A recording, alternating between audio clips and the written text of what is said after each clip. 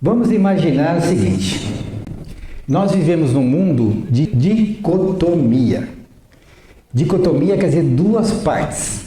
Então, nós vemos as coisas assim: certo, errado, bonito, feio, alto, baixo, feminino, masculino, consciente, inconsciente, personalidade, sombra. Sempre a gente vê dessa maneira dicotomia.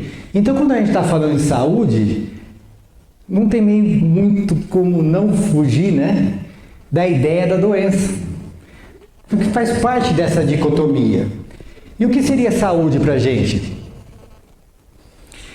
Saúde, conceito de saúde, harmonia do indivíduo, como um todo e como o todo.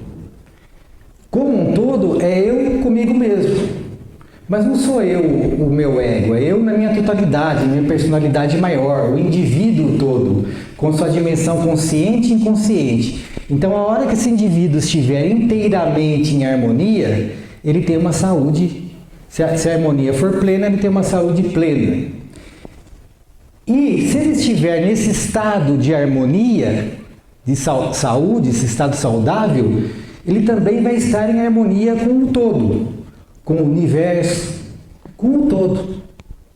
Então a gente entra numa sintonia. Então isso nós estamos definindo que esse conceito de saúde, esse é a harmonia, eu comigo mesmo e eu com a totalidade. Olha só que interessante como a gente vai caminhando e algumas visões a gente vai tendo, algumas perspectivas que influenciam no nosso dia a dia, na nossa prática com o nosso aluno, com o nosso paciente.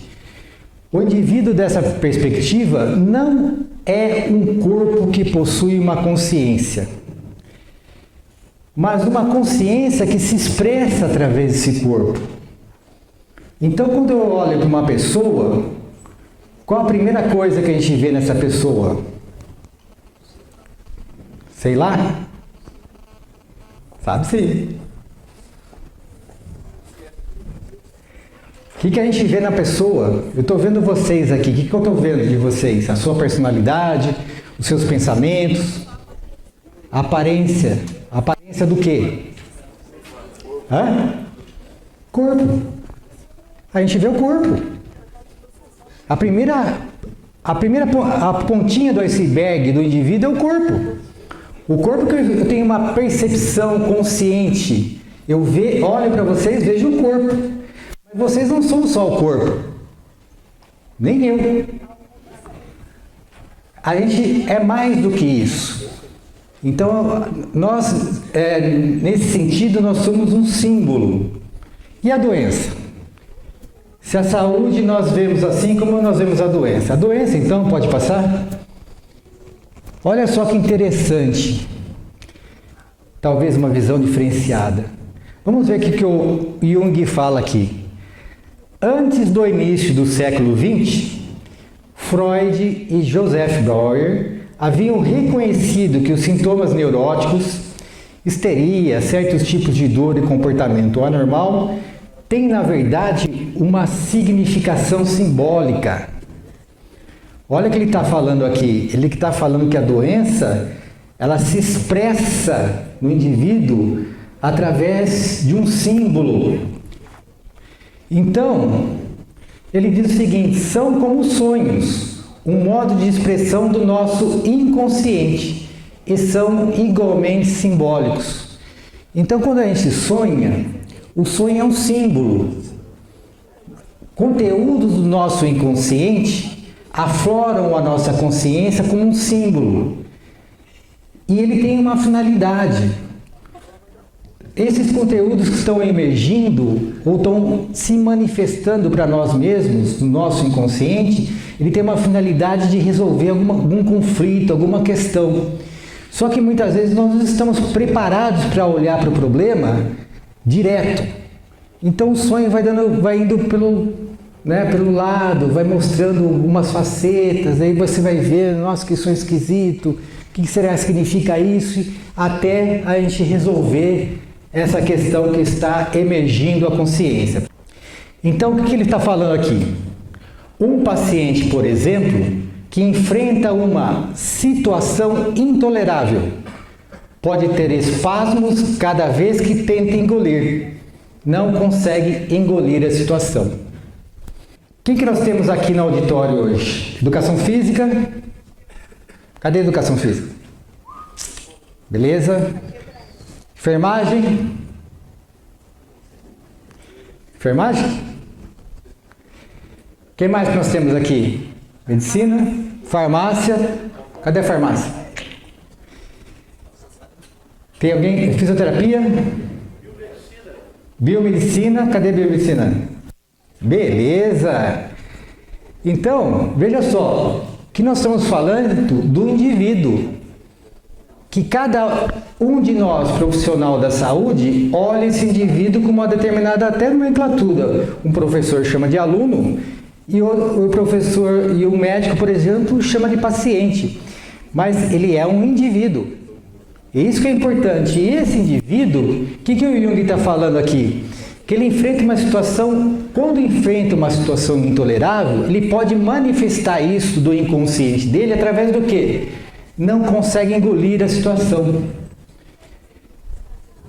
Porque ele tem espasmos mesmo, ele não consegue comer. Ele vai comer, trava. Ele está querendo dizer o seguinte: não consigo, não dá mais.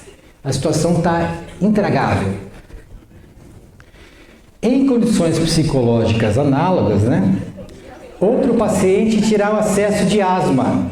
Ele não pode respirar a atmosfera de sua casa. Então, por exemplo, quando a pessoa está com asma, a gente pode olhar nessa perspectiva.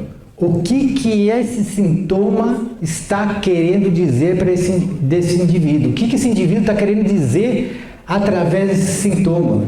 Então, eu vou procurar entender aquele indivíduo que está manifestando, ele está falando. É o inconsciente aparecendo lá na superfície. Pode passar próximo. Um terceiro sofre de uma estranha paralisia nas pernas. Não pode andar, isto é, não pode continuar assim.